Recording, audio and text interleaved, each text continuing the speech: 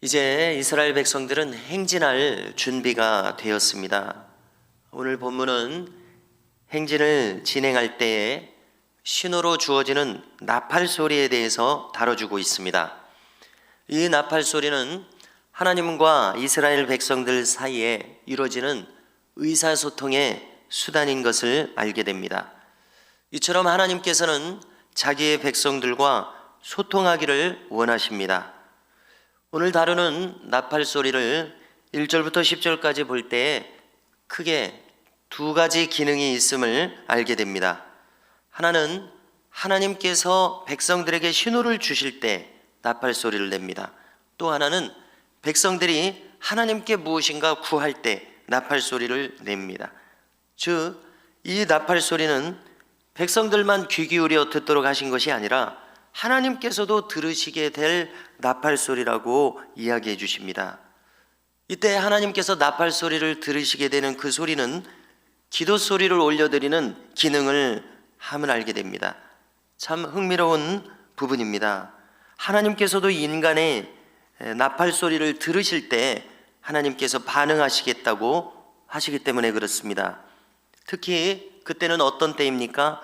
9절에서 알려주는 것처럼 전쟁에 나가서 대적을 맞을 때 그때 부는 나팔입니다. 그때 너희가 부는 나팔 소리를 듣고 하나님께서 너희를 기억하시겠다.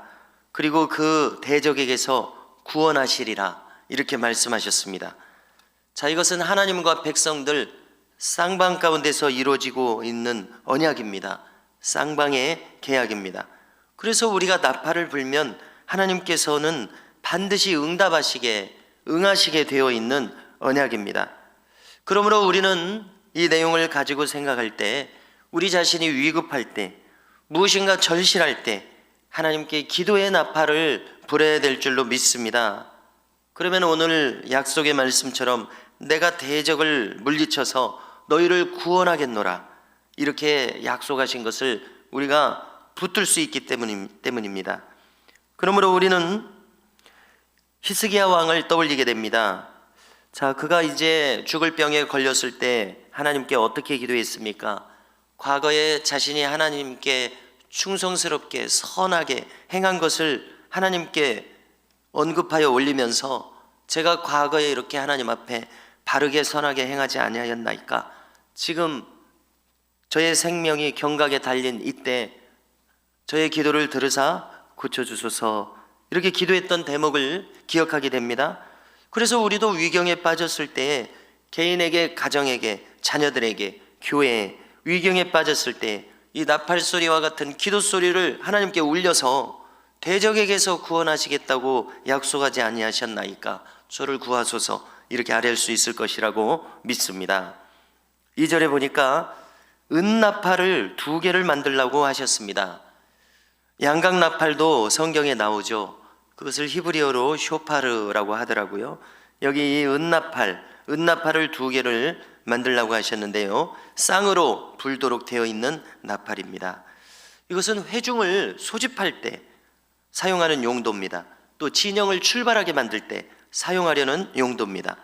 3절을 보니까 나팔 2개를 함께 불 때입니다.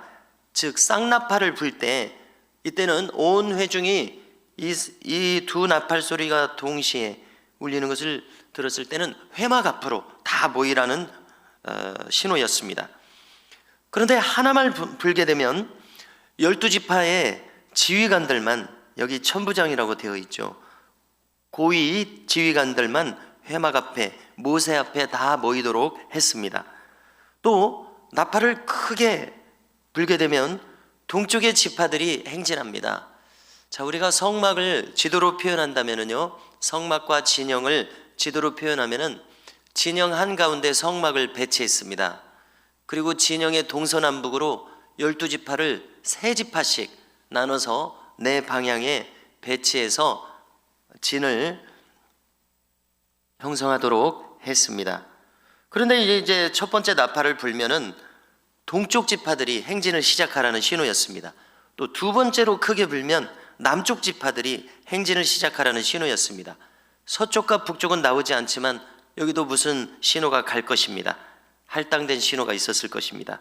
또 이 나팔은 아론의 자손인 제사장들만이 불도록 지정을 하셨습니다.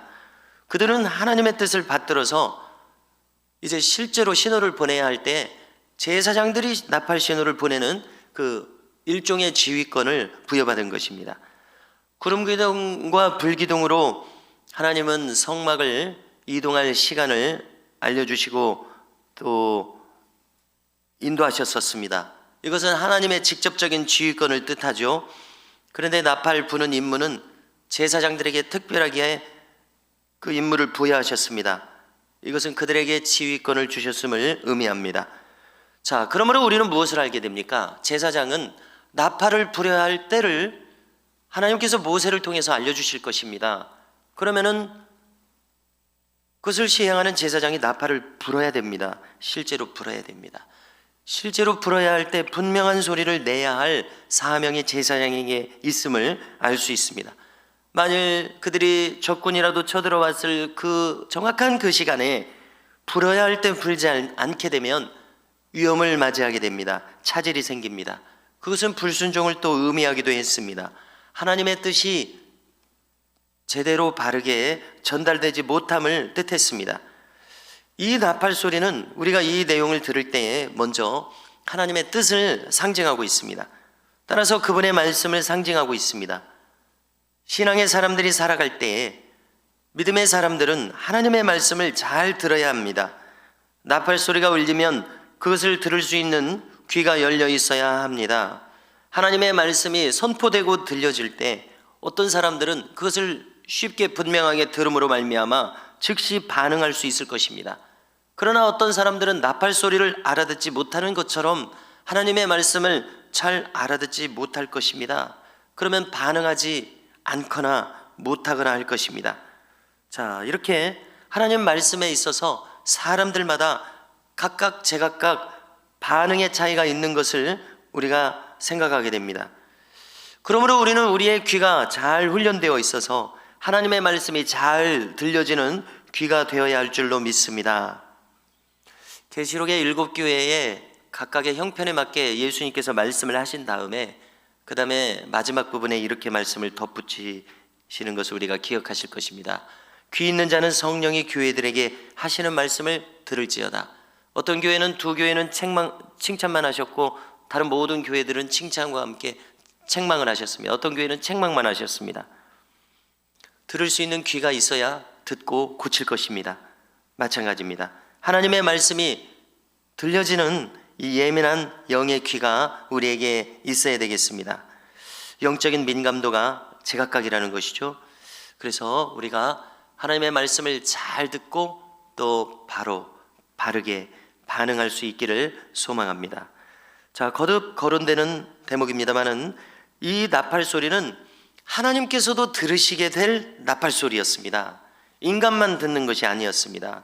그것은 대적과 전쟁할 때 울리는 전쟁 나팔 소리였습니다. 이것은 다시금 거론하기를 성도의 기도를 의미합니다. 성도가 위경에 빠졌을 때 나팔 소리를 울리는 것처럼 기도로 도우심을 간구하라는 겁니다. 그러면 하나님께서 하늘에서 들으시고 대적을 물리치사 구원하시겠다고 지금 언약하셨습니다. 성도 여러분, 이처럼 우리는 하나님께서 나를 구원하시겠다는 언약을 받은 사람들입니다.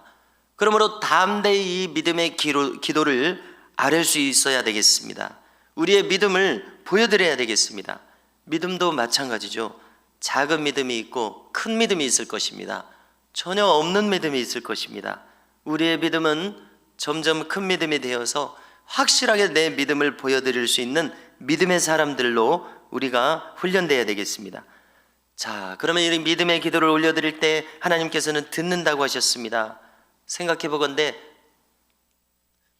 특별한 약속을 우리에게 하신 것입니다. 특권입니다. 믿는 자의 특권입니다. 개인과 가정, 교회, 나라와 민족의 위급한 지경에서 우리는 부여받은 이 기도의 특권을 결코 가볍게 여기지 말아야 되겠습니다. 자, 오늘 말씀 마지막에서 10절을 보니까 너의 희락의 날과 절기와 초하루와 초하루에 번제를 드려라, 화목제물을 드려라, 그리고 나팔을 불어라, 이렇게 말씀하십니다. 제사만 드리고 끝나는 것이 아니라 나팔을 불어라. 왜 부르라고 하셨습니까? 하나님 들으시라고 부르라고 하셨습니다. 그러면 듣고 너희를 기억하시겠다고 이야기하십니다. 우리에게 적용해 봅니다. 무슨 뜻입니까? 우리가 예배를 드리러 이 자리에 나왔습니다. 우리의 속의 음성으로 하나님께 고하라는 것입니다. 나팔 소리를 울려서 하나님 저 여기 왔습니다. 이 뜻인 것으로 이해가 됩니다. 그러면 우리를 기억하시겠다고 이야기하십니다. 나의 예배를 받으시고 정성을 받으시고 기도를 받으셔서 내가 너를 기억해 주겠다, 기억하겠다 말씀하신 것입니다. 성도 여러분, 이처럼 하나님은 우리와 소통하기를 원하십니다. 말씀의 신호를 잘 듣는 귀를 가져야 되겠습니다. 위경에 간구의 기도를 드리고 예배의 자리에서 하나님을 쉼없이 찾아야 되겠습니다. 오늘도 우리 모두가 이 믿음으로 승리하시기를 주님의 이름으로 축복합니다.